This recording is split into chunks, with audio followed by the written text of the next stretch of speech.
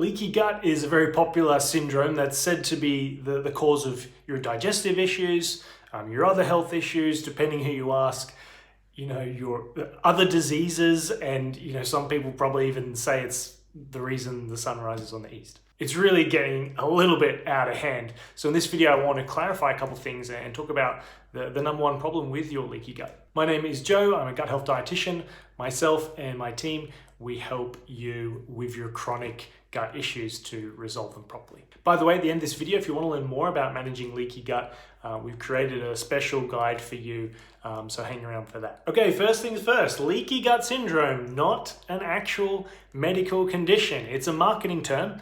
And when I have my marketer's hat on, I admit it is far more sexier than increased intestinal permeability, which is actually what it refers to. Okay, so what that means is like your intestines, that is how we get, like food gets digested in the stomach, it goes into your intestines. That is where the nutrients are absorbed into your bloodstream from the food.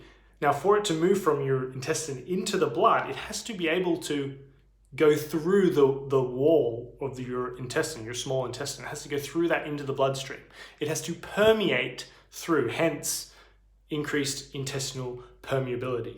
So the permeability of the intestinal wall has increased to a magnitude that is said to be now not beneficial. So if you think about like, it's supposed to allow some small nutrients through these holes to permeate through, and they say the holes have gotten too large, and therefore particles and toxins, things that shouldn't be passing through, are now passing through. That is what leaky gut is referring to. Now, researchers like gastrointestinal researchers don't actually know what the repercussions of increased permeability are. We just know that it exists, and we see it with many conditions. For example, with bowel diseases, a lot of bowel diseases, they have increased intestinal permeability. That doesn't mean, or they have leaky gut. That doesn't mean leaky gut caused their bowel disease. And it's the same with other conditions. We have a lot of practitioners and things you'll read online telling you that, well, leaky gut is the root cause, and that's why you have headaches, and that's why the sun sets on the west. So it's leaky gut is not the cause, it's the symptom. So it's like if you got a bowel disease and we see leaky gut, it was bowel disease first, and it seems to have caused that increased permeability, but then we're not sure of the repercussions, but it's likely not great. And so the good thing is it's not the cause, so you don't need to treat the leaky gut as the cause. You don't need to take the glutamate supplement that someone's trying to sell you, or whatever other mineral or nutrition compound they say heals that. It's the symptom. You're treating the wrong thing. And I just want to reiterate, like people are taking glutamate supplements, they're drinking green smoothies.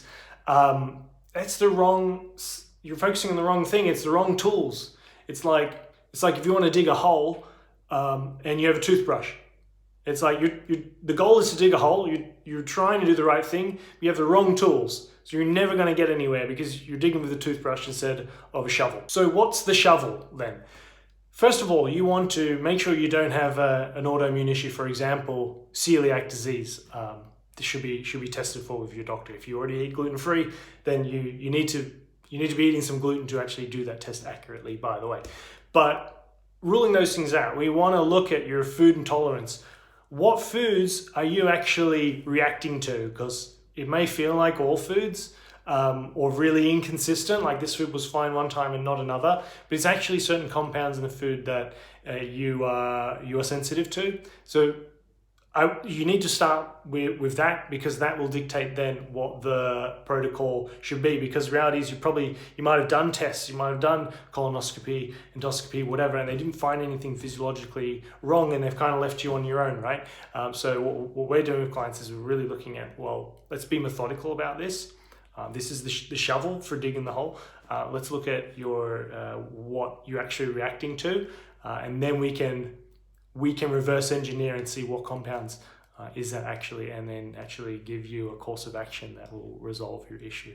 And that's why you've got to be intentional about it and methodical with your process, and do it with guidance. Otherwise you're just like flapping around in the dark. Stop doing that. Anywho, this video is going too long. You're probably finished on the toilet now. So if you want to learn more about leaky gut and the kind of process that we would recommend, then comment leaky gut below. I can send you that guide. And if you enjoyed this video, of course, please give us a thumb or a heart. Thank you.